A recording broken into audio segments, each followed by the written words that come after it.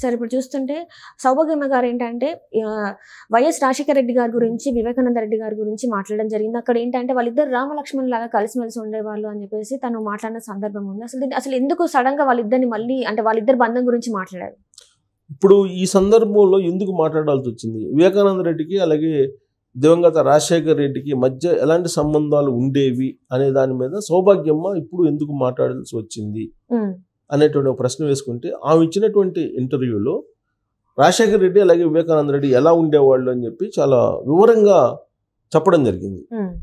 ఒక రామలక్ష్మణులాగా ఉండేవాళ్ళు, రామలక్ష్మణులు అన్నదమ్ముల మధ్య అనుబంధానికి బంధానికి ఒక ఆదర్శంగా రామాయణం చెప్తూ ఉంటుంది. అలాంటి అనుబంధం రాజశేఖర రెడ్డికి వివేకానంద రెడ్డికి మధ్య ఉండేది. ఎలాంటి పొరపొచ్చాలు ఇంట్లో ఉండేవి కాదు, అంత కలిసి ఉండేవాళ్ళం, ఒకరి మీద ఒకరికి ఎలాంటి అనుమానాలు ఉండేవి కాదు.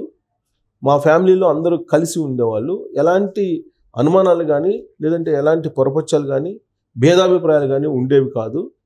కానీ రాజశేఖర రెడ్డి మరణించిన తర్వాత నుంచి కుటుంబంలో మార్పులు వచ్చాయి.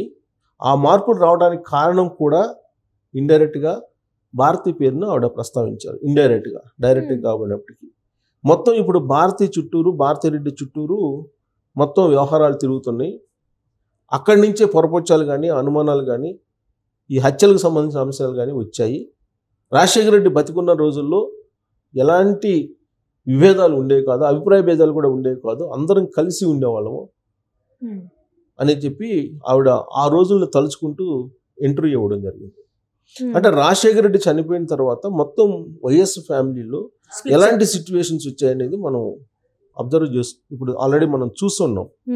ఆవిడ ఇంకో మాట కూడా చెప్పారు, రాజశేఖర రెడ్డి వివేకానంద రెడ్డి బతికున్న రోజుల్లో ఎక్కడెక్కడో కొన్ని హత్యలు జరిగేవి, కానీ అవి ఇంట్లో జరుగుతాయని చెప్పి నేను ఎక్స్పెక్ట్ చేయలేదు.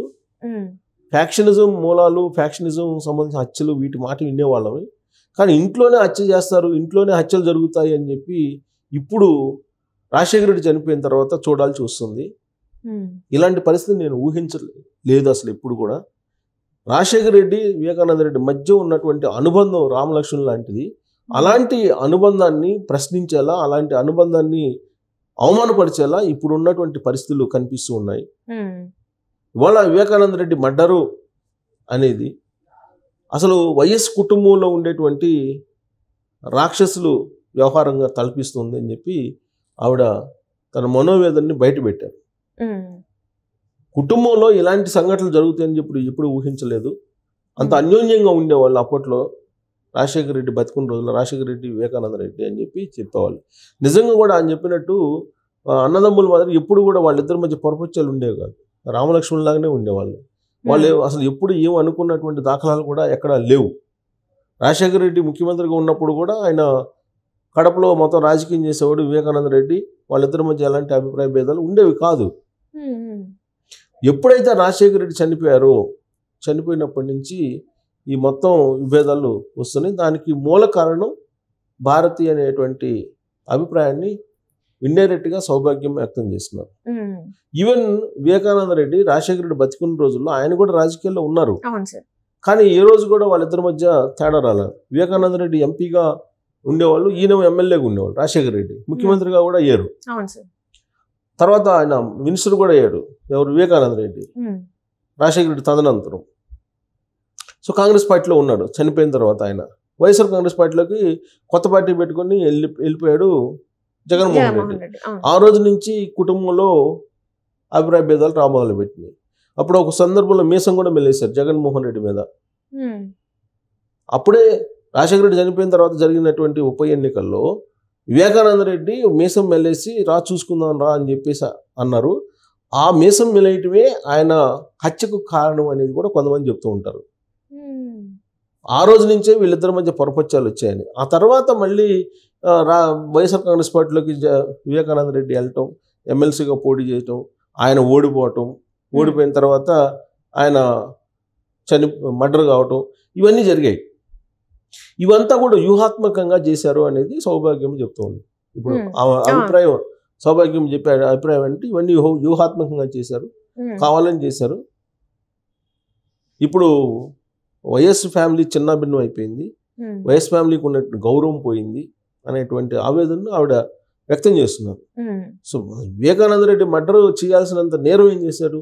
ఇప్పుడు ఏ ఎలక్షన్లు వచ్చినా కానీ ఇప్పుడు జగన్మోహన్ రెడ్డి ఎంపీగా పోటీ చేశాడు ఒక టైంలో.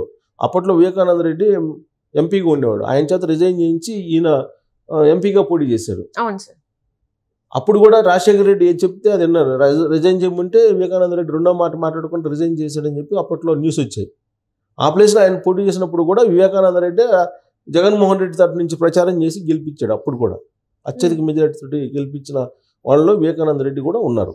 వివేకానంద రెడ్డి కడప జిల్లాలో ప్రత్యేకించి పులివెందుల్లో ఆయన ప్రతి ఇంటికి వెళ్ళి పేరు పెట్టి పిలిచేటువంటి స్వాతంత్ర్యం ఉంది. గ్రౌండ్ లెవెల్లో రాజకీయాలు చేసేదంతా కూడా వైఎస్ ఫ్యామిలీలో వివేకానంద రెడ్డి అనేది అక్కడ ఉండేటువంటి వాళ్ళు చెప్పేటువంటి మాట. అలాంటి వివేకానంద రెడ్డిని మర్డర్ చేశారంటే ఎవరికి అవసరం ఉంటుంది అని అంటే పాత కక్షలు ఏవో ఉన్నాయి. అందుకే కొంతమంది షాడోలే ఈ పని చేశారు, షాడోలుగా ఉన్నటువంటి వాళ్ళే ఈ పని చేశారు. అంటే పాత కక్షలు అంటే ఆస్తికి సంబంధించిన కక్షలు ఎలా చూసుకోవాలి సార్? ఇప్పుడు వివేకానంద రెడ్డి చనిపోయిన తర్వాత ఒక వికృతమైనటువంటి ప్రచారాన్ని తీసుకొస్తున్నారు. ఆ ప్రచారం ఏంటంటే వివేకానంద రెడ్డికి సెకండ్ భార్య అనఫిషియల్గా ఉందని, ఆ అనఫిషియల్ భార్యకి పుట్టినటువంటి పిల్లవాడికి ఆస్తులు రాసేయడానికి వివేకానంద రెడ్డి సిద్ధమయ్యాడని, అందుకే ఈ మర్డర్ జరిగింది అనేది ఒక వర్షన్ పైకి తీసుకొచ్చారు. తర్వాత రెండో వర్షన్ ఏంది, బెంగళూరులో ఒక భూములకు సంబంధించినటువంటి వివాదం ఉంది. ఆ వివాదంలో వివేకానంద రెడ్డికి అవతల తెలుగుదేశం పార్టీకి సంబంధించిన కొంతమందికి కొంత విభేదాలు ఉన్నాయి. ఆ విభేదాల క్రమంలోనే ఈ మర్డర్ జరిగింది అనేది ఇంకొక వర్షన్ వినిపిస్తున్నారు. అంటే దీన్ని రకరకాల రూపంలో తీసుకెళ్తున్నారు. అసలు ఇంట్లో జరిగినటువంటి మర్డర్ అని చెప్పేసి సొంత భార్య సొంత బిడ్డ చెప్తూ ఉంటే కాదు ఇదంతా ఇల్లీగల్ కాంట్రాక్ట్స్ వల్ల లేదంటే భూ మాఫియా సెటిల్మెంట్ల వల్ల జరిగినటువంటి మర్డర్ అనేది క్రియేట్ చేసేటువంటి ప్రయత్నం చేస్తున్నారు. అందుకే ఇప్పుడు ప్రజాక్షేత్రంలోకి వెళ్ళి మేము అసలు ఉన్న విషయాన్ని చెప్పాలి, ముందు హంతకుల్ని శిక్షించాలి, ఈ మర్డర్ ఎవరు చేసింది అనేది తెలియాలి అనేది ఇప్పుడు సౌభాగ్యం కానీ డాక్టర్ సునీతారెడ్డి కానీ వాళ్ళు పట్టుబడుతూ ఉన్నారు. ఆ సందర్భంగా కుటుంబం యొక్క అన్యోన్యతని సౌభాగ్యం చెప్పారు. మొదటి నుంచి ఎంత అన్యోన్యంగా ఉండేవాళ్ళు అన్నదమ్ములు, కానీ ఇప్పుడు భారతిరెడ్డి పేరు ఇండైరెక్ట్గా చెప్తూ ఆవిడ మొత్తం చేసినందువల్లే ఈ పరిస్థితి వచ్చింది అనేది ఆవిడ చేస్తున్నటువంటి ఆరోపణ. దాంట్లో నిజం ఉందా లేదా అనేది వాళ్ళ ఫ్యామిలీ మెంబర్లకు తెలియాలి. సౌభాగ్యం చెబుతున్న దాని ప్రకారం అయితే భారతిరెడ్డి మీద పెడుతుంది ఆవిడ. భారతిరెడ్డిని టార్గెట్ చేసి ఆవిడ మాట్లాడుతున్నారు. కానీ భారతిరెడ్డి గురించి తెలిసినటువంటి వాళ్ళు ఏం చెప్తారు, భారతిరెడ్డి చాలా చదువుకున్నవాడే, చాలా పాలిష్డ్గా ఉంటారు, చాలా సహాయం చేస్తూ ఉంటారు, ఇలాంటివన్నీ చెప్తుంటారు ఆవిడ గురించి.